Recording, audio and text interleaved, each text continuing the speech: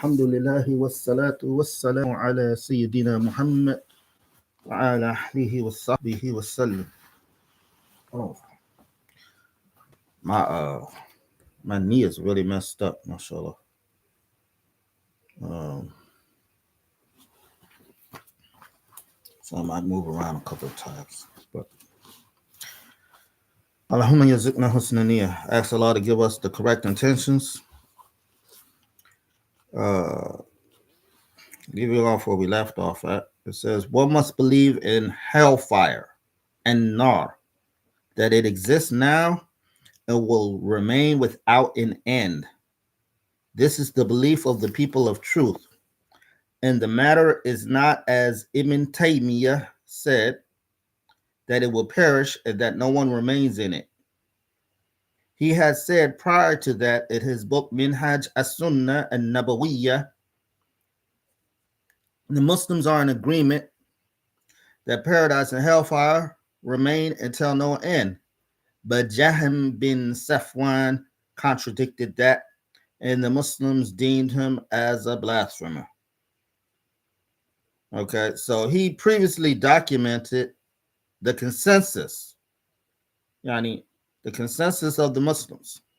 So there's no excuse for him going against the consensus of the Muslims after he documented it. So he documented in his book Minhaj al-Nabawiyyah, Minhaj al-Sunnah al-Nabawiyyah, that the Muslims had a consensus that paradise and hellfire remain without an end. It says, now, yet after that, Ibn Taymiyyah said that hellfire punishes and perishes, and that no one remains in it. Hence, as he himself deemed Jahm bin Safwan as a kafir for claiming that paradise and hellfire will perish, he is deemed as a kafir as well for claiming that hellfire perishes, for it belies the Quran. So he wrote a book where I don't remember the exact title of it, but the title gives the illusion that, he's talking about the differences amongst the companions about the everlastingness or not of hellfire and paradise, something like this. And in that book, that's where he contradicted himself, what he had previously written. Says Imam as-Subki authored a book titled Al-I'tibar bi Biqa' al-Jannah wan-Nar, which refutes Ibn Taymiyyah. So Imam as-Subki, and there's two famous scholars known as Imam as-Subki. One was the father of the other. Okay, so you had Tajuddin and Taqiyuddin, the Subki. So the father, he was a mujtahid imam. So he was a big time scholar. He wasn't just like a little scholar. Even the son is a big time scholar, but he didn't reach that rank. And the father is the one who refuted Ibn Taymiyyah.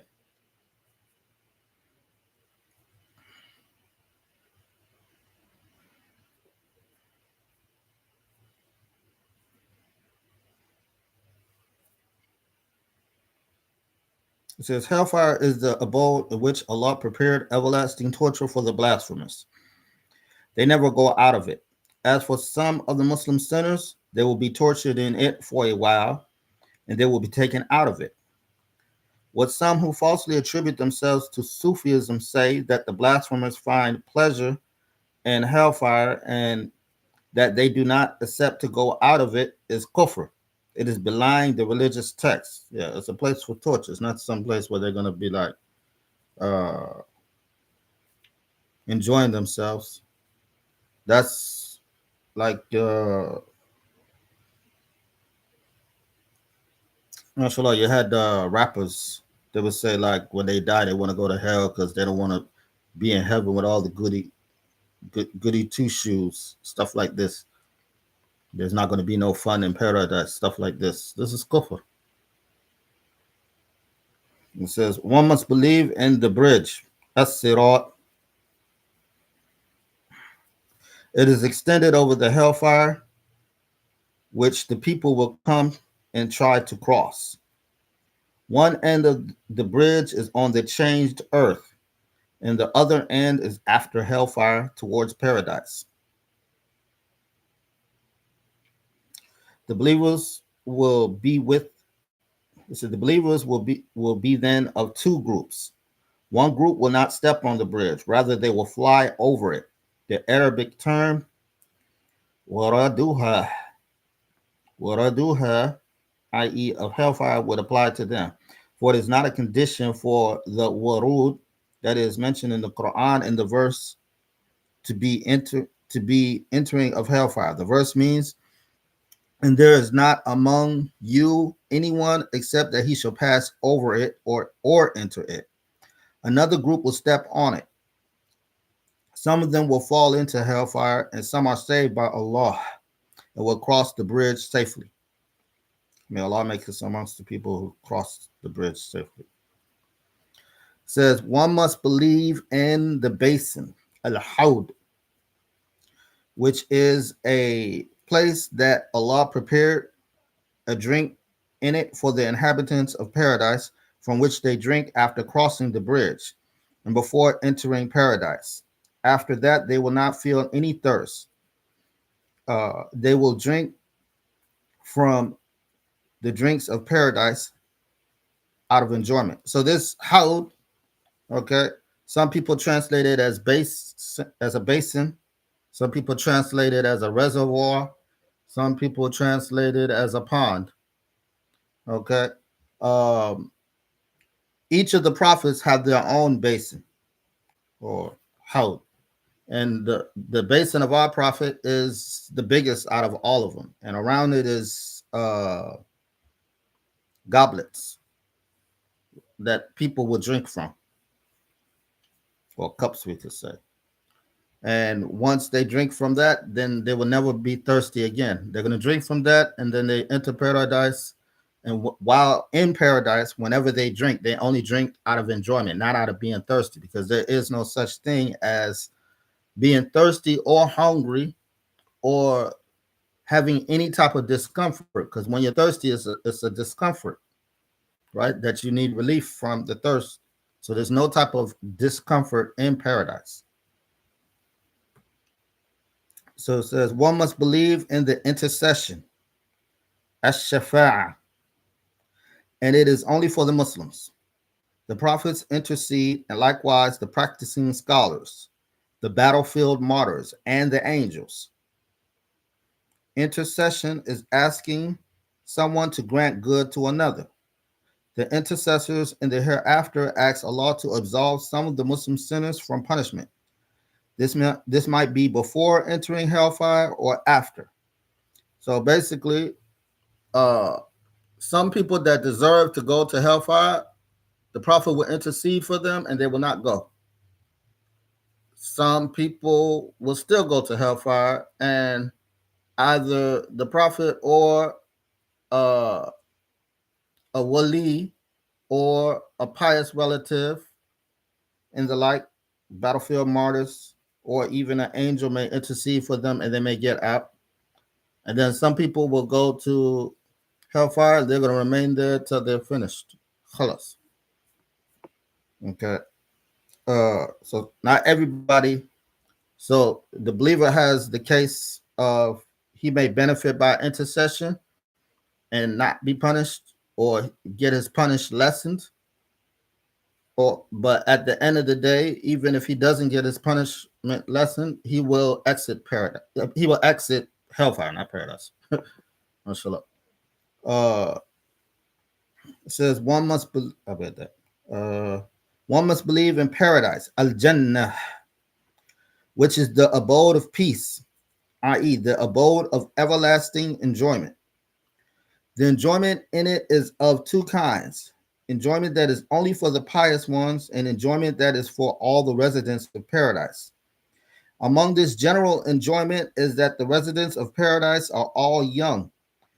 They will not grow old, and they are all healthy. So when we say they're all young, it doesn't mean like they're boys, yani, or girls rather, they're going to be all like the age of like 33.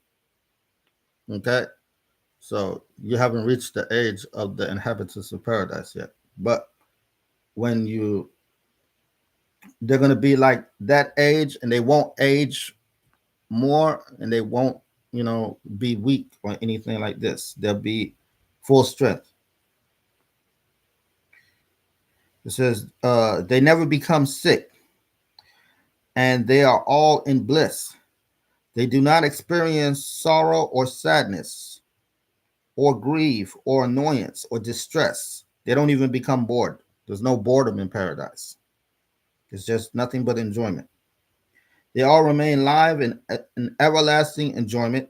They never die. Hmm. One must believe in seeing. One must believe that seeing Allah. One must believe that seeing Allah, the exalted, with the eye in the hereafter is a reality. This is exclusive to the believers.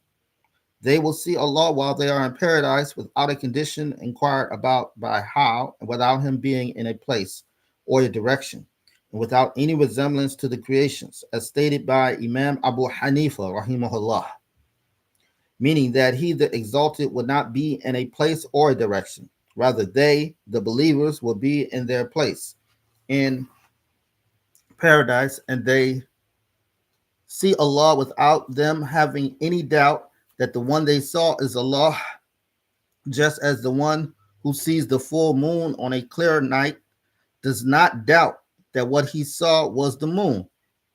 In this regard, the Prophet sallallahu alaihi wasallam said, what means, certainly you will see your Lord in the hereafter without you doubting that you are seeing him, just as you do not doubt that you are seeing the full moon when you see it on a clear night.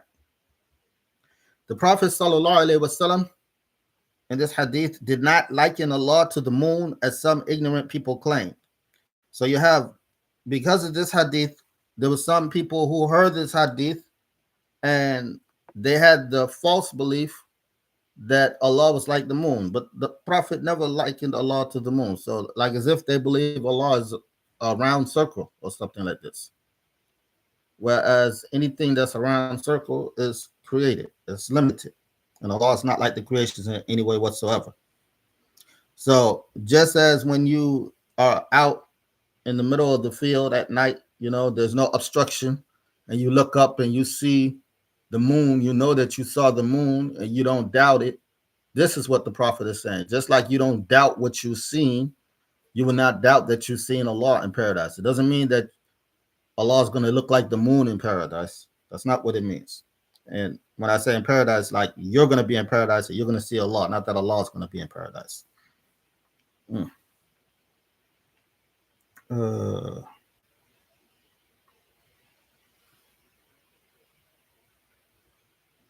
Says rather, the intended meaning is that just as the one who is seeing the full moon on a clear night does not doubt that what he is seeing is the moon, the Muslims, when they see God, they will not doubt that they are seeing God, because they will see the one whom absolutely nothing resembles. The one who did not acquire the knowledge of a Tawheed, if he hears this hadith, he might believe that Allah resembles the full moon on a clear night. And there was among the lay people who explicitly expressed that. So the Prophet sallallahu alaihi wasallam taught us about the dwelling forever in paradise or hellfire. It is an obligation to believe that the believers will dwell forever in paradise and the unbelievers will dwell forever in hellfire, and that there is no death after that. One must believe in the angels of Allah, believe in their existence, and that they are honorable slaves. They are impalpable bodies created from light. They do not eat, nor drink, nor sleep, nor reproduce. They are all accountable. They never disobey the orders of Allah, and they always do what they are ordered to do. Says one must believe, well, before we go further, Yani. So uh,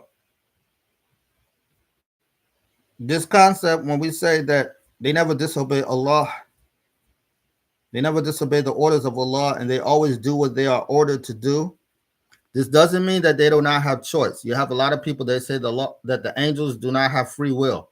Or, well, we don't say anybody has free will, but basically, one, you have the concept of free will. Rather, we say we have a will. Okay, so the angels, the humans, and the jinn all have a will, meaning they are not forced to do. They make choices. Okay, and you recognize from your own experience that you have a will. There's a time when you're sitting around and it could be either something halal or haram or something permissible, whatever the case that you're making a decision about, you make a decision. You have no doubt that you made that decision. Just as you know, so this is something that you recognize uh through yourself. Okay, but in regards to the angels, yes, the angels have a will, but they only obey Allah.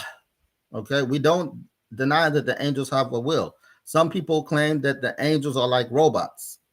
This is very famous amongst people who didn't learn properly, like, okay, or wasn't paying attention if they learned properly. They say like, oh no, the angels are like robots. No, no, we don't say like that. Like that. No, the angels have a will, but they only obey Allah. Okay, and they have different ranks amongst them. The best of the angels is Angel Jibril, alayhi salam. So it says one must believe in the messengers of Allah, his prophets, including those who were messengers sent with a new law and those who were not. It says a prophet who is not a messenger is a human being who did not receive a new law. Rather, he had to follow and convey the laws of the messenger who was before him. The prophet who is a messenger is a human being who received a new law and was ordered to convey it. So when we say that this messenger received a new law, it may be a new rule or it may be what's called abrogation of a rule. Do you know what abrogation of a rule is? No. Okay, so like abrogation is when the rule is canceled, basically. Okay, so like example, our prophet Adam alayhi salam, in his lifetime, he he he and his wife fathered all of humanity, right? So their children were allowed to marry each other, but there was a limit to that. So there was a rule where, so we were just talking about Qabil and Habil yesterday, mashallah. uh, there was a rule that, okay, a brother couldn't marry his sister that was from the same birth because all of their children were born like twins. So what's mentioned was Hawa had 40 deliveries. All of them were twins except for one. Okay. So a brother would marry would not be allowed to marry his twin sister, but he would be able to marry his sister that was not his twin. This was the rule for Adam alayhi salam. Then Sheeth, who was the prophet after Adam, okay, and he was a messenger also. In his Sharia, that rule was abrogated. It was no longer permissible for a brother to marry his sister if they come from the same parents, then or even one of the same parents, then it's haram, and it's been haram from the time of Sheeth. Okay, so let's go back to the book. It says it is among the abhorrent mistakes what some scholars mentioned, which is that the prophet is a human being who received a law but was not ordered to convey it. Okay, this is popular. There's a famous this guy's supposed to be great mutakallim, yani, according to the people that claim, but he opposes the Jamia on several issues. This is less of a serious issue that he opposes us on, but even in this, okay, um, this man, he is amongst the people that says this, and he placed his so-called argument in the, and I'm basing it off of translator, so I don't have any reason to believe that the translator is lying on him. The translator translated from him arguments to try to justify that there were prophets that were sent that were not ordered to convey. This is what they say. This makes no sense. And it goes against the religion. I have the book right here in the house, mashallah. It's in his explanation of the Sanusi Creed. Okay. So we do not agree with that. That's wrong. All the prophets were ordered to convey. And it's mentioned in the Quran and in a hadith that all the prophets were ordered to convey. There was no prophet that was sent. Like, if he was sent and he wasn't ordered to convey, what is his purpose? He's a prophet to himself? Like, Annie, if he's a prophet to himself, he's just a guided person. Yani. Like, prophets have a very high rank and they are ordered to convey. Okay, so it says, this saying is abhorrent. How would he receive a law and not be ordered to convey it? How would it be that a prophet would receive a law for himself only? This is indeed an abhorrent mistake.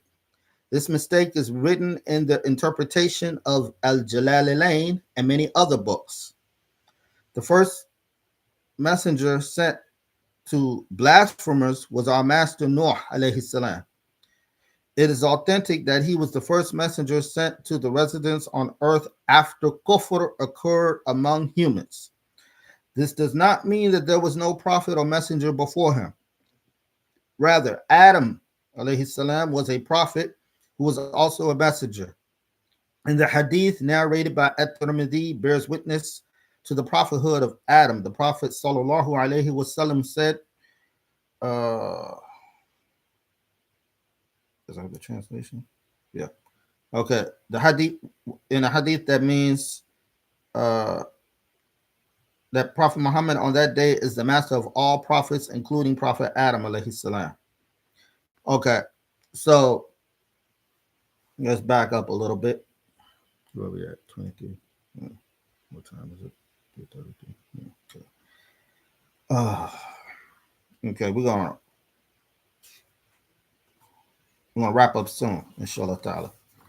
Okay, so the case of what we got here, Nuh alayhi salam. Okay, so because there's a hadith that is talking about on the day of judgment, the people, they go to the different prophets. So they go to Adam alayhi salam and he sends them to Nuh alayhi salam.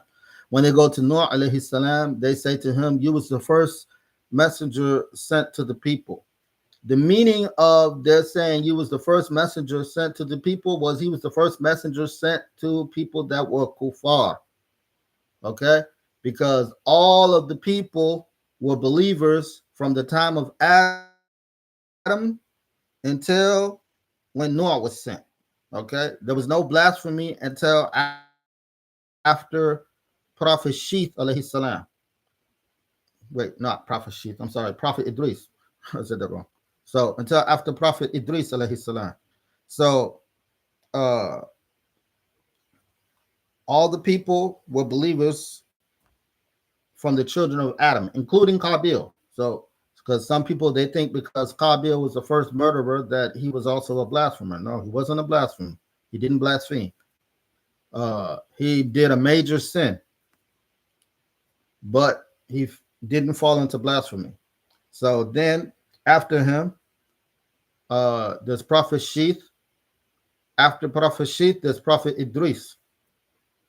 Uh, Prophet during the Ummah of Prophet Idris, there were some pious people, and I can't remember all of their names right now, so I'm not going to say it. But uh, these these people, they were awliya, they were famous amongst the people. So these people, after Idris had died, they became famous amongst the people, and the people, they loved them because they were awliya. They were very kind people, and the people loved them, whatever, right? So after these people died, uh, Shaitan came to the people and he told them that, oh, you should build statues in remembrance of them, right? So the people did this. So they built these statues to remember them, and then Shaitan allowed the generations to pass by until the people forgot what was the reason for these statues, because they used to go to these statues to visit them, to remember to like commemorate those pious people. So after several generations passed, he came to the people and he said, do you know why you come here? And they was like, no. He said, this was the gods of your people. So he introduced kufr to them. So they started worshiping these idols, well, statues. These statues became idols. And these statues are mentioned by name in the Quran. So they named the statues after these pious people. And Noah was sent to these people that were worshiping these statues. Okay. So Noah was the first messenger sent to blasphemers, but there were at least two messengers, Adam and Sheeth, before Noah. And I think even Idris was a messenger, but I'm not sure. I have to check. Let me see.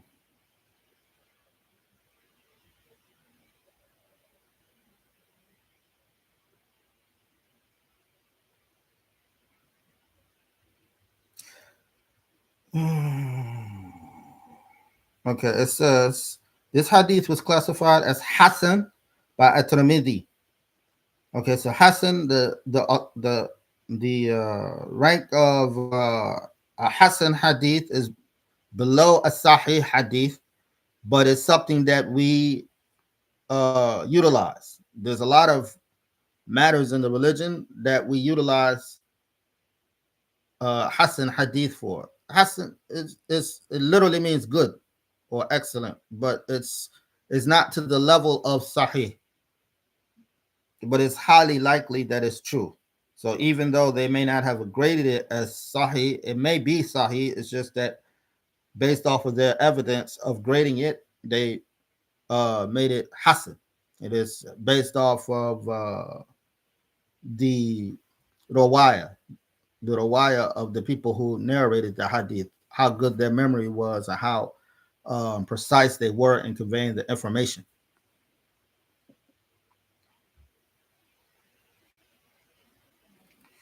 So it says the Muslims unanimously agreed on this matter, i.e., the prophethood of Adam, and it is known among them by necessity.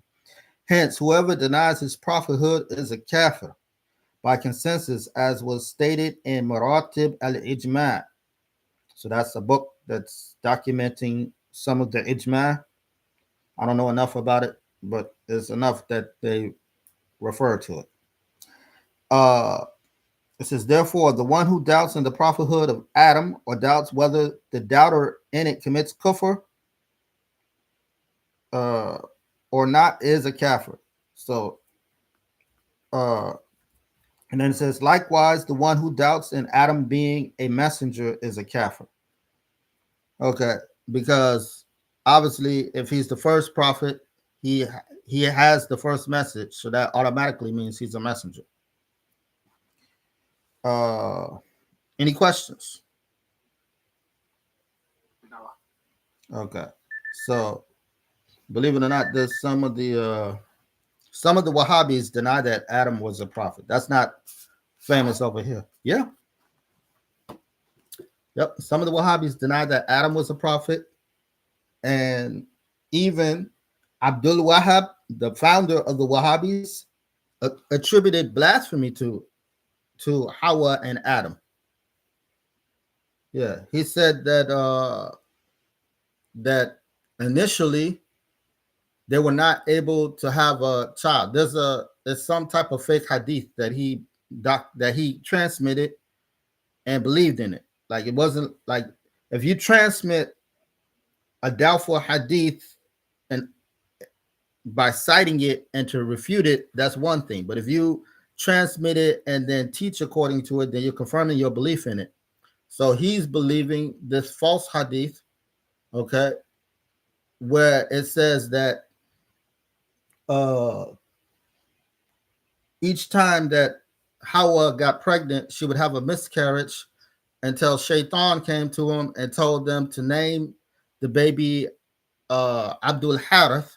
And Abdul Harith in this hadith, okay, is supposed to be another name for Shaitan. So like Harith is supposed to be a name for Shaitan. So it's like as if she's saying, name your child, as if he's saying, name your child slave of the devil, and then it will survive. And so she agreed, and her and Adam did this. That's what they say in that hadith. This is this is documented from Ibn Abdul Wahhab, and they follow him and they call him the mashallah. What they call him? They call him like Sheikh al-Islam, and like most of them just call Ibn Taymiyyah Sheikh al-Islam, but a lot of them they think that he was a great renewer of the religion, that he was a mujaddid. I'll explain to you. The mujaddid is the person that renews the religion. I'll explain that in more detail to you in another class. But like this, these people, this man believed that Adam and Hawa named their child after the slave of the devil, basically. And some of them denied that Adam was a prophet. All right, we're in the class now. Yuhalli La ilaha illallah. La ilaha illallah. La ilaha illallah. Allahumma salli ala Sayyidina Muhammad wa ala ahlihi wa sahbihi wa sallim. Allahumma salli ala Sayyidina Muhammad wa ala ahlihi wa sahbihi wa sallim. Allahumma salli ala Sayyidina Muhammad wa ala ahlihi wa sahbihi wa sallim. رب اغفر لي للمؤمنين والمؤمنات رب اغفر لي للمؤمنين والمؤمنات رب اغفر لي للمؤمنين والمؤمنات. Oh, let me end this. Yes, and